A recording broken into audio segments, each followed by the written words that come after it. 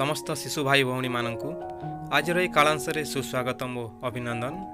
आज आम षष्ठ श्रेणी साधारण ज्ञान बहिर तृतीय अध्याय भारत इतिहास विषय पढ़ा।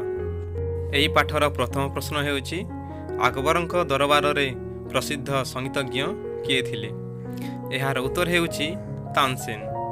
तानसेन अकबरन दरबार में प्रसिद्ध संगीतज्ञ थिले। एबे आमे परवर्ती प्रश्न आड़ को जीवा। प्रश्न नंबर 2 मोहेंजोदारोर अर्थ कौन? यार उत्तर होउछि मूर्त नगरी। यही सहरटी सिंधु नदी कूल अवस्थित। यही सहरटी को 1922 ख्रीष्टाब्द राखाल दास बानार्जी आविष्कार करथिले।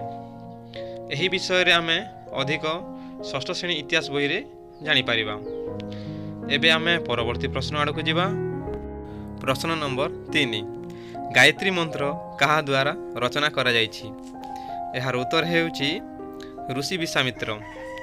यही मंत्र विषय रे आमे निश्चित भाव जानिथिबा, काहेकि ना आमे वंदना समय रे एही मंत्र उच्चारण करिथाउ। ताहेले एही मंत्र कहा द्वारा रचना करा जायछि ना ऋषि विश्वामित्र द्वारा रचना करा जायछि। एबे आमे परवर्ती प्रश्न आड़ को जीवा। प्रश्न नंबर 4 श्रीमद् भगवद गीता केउ भाषा रे प्रथमे लेखा होइथिला? यार उत्तर हेउछि संस्कृत। संस्कृत भाषाटी हेउछि बहु पुरातन भाषा। एही भाषा रे प्रथमे भगवद गीता लेखा होइथिला। एबे आमे परवर्ती प्रश्न आड़ को जीवा। प्रश्न नंबर 5 भारतीय जातीय कांग्रेस रो प्रथम सभापति किए? यार उत्तर हेउछि उमेश चंद्र बानर्जी। उमेश चंद्र बानर्जी कलिकतार जड़े विशिष्ट आईनजीवी थिले। एठी आउ जड़े व्यक्ति को मन रखिबा, से होचंती आलान ऑक्टावियन ह्यूम। से एही भारतीय जातीय कांग्रेस रो प्रतिष्ठाता थिले। एबे आमे परवर्ती प्रश्न आड़ को जीवा। प्रश्न नंबर 6 किए मुद्रा राक्षस रो रचयिता? यार उत्तर हेउछि विशाखा दत्त। ताहेले मुद्रा राक्षस रो रचयिता किए ना विशाखा दत्त। एबे आमे परवर्ती प्रश्न आड़ को जीवा। प्रश्न नंबर 7 प्रथम विश्वयुद्ध कहा कहा मध्यरे ओ केबे होइथिला? यार उत्तर हेउछि ऑस्ट्रिया और सर्बिया मध्यरे होइथिला एवं एहा 1914 रु 1918 पर्यंत होइथिला। ताहेले प्रथम विश्वयुद्ध कहा कहा मध्यरे होइथिला ना ऑस्ट्रिया और सर्बिया मध्यरे होइथिला। ताहा 1914 रु 1918 पर्यंत होइथिला। एबे आमे परवर्ती प्रश्न आड़ को जीवा।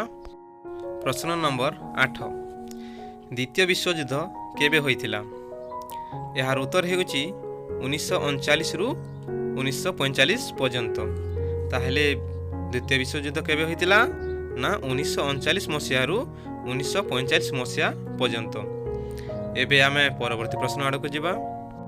प्रश्न नंबर 9 पुरी जगन्नाथ मंदिर निर्माता किए? यार उत्तर हेउछि चोड़गंगा देव। चोड़गंगा देव जगन्नाथ मंदिर निर्माण करथिले। एही मंदिर उच्चता प्राय 67 मीटर। मंदिर को प्रवेश करने पाई चारि दिगरे 4 गोटी प्रवेश द्वार रही। एही मंदिर रे बलभद्र जगन्नाथ एवं सुभद्रा मूर्ति शोभा पाउछि। पुरी को श्रीक्षेत्र एवं शंख क्षेत्र रे नाम रे नामित मध्य करा जायछि। एबे आमे परवर्ती प्रश्न आड़ को जीवा। प्रश्न नंबर 10 दिल्ली रो शेष हिंदू राजा किए? यार उत्तर हेउछि पृथ्वीराज चौहान। पृथ्वीराज चौहान थिले दिल्ली रो चौहान वंशीय राजा एवं से थिले जणे महान वीर और योद्धा। ताहेले दिल्ली रो शेष हिंदू राजा किए थिले ना पृथ्वीराज चौहान। एठी आजिर कालांशटी को समाप्त करिबा। धन्यवाद।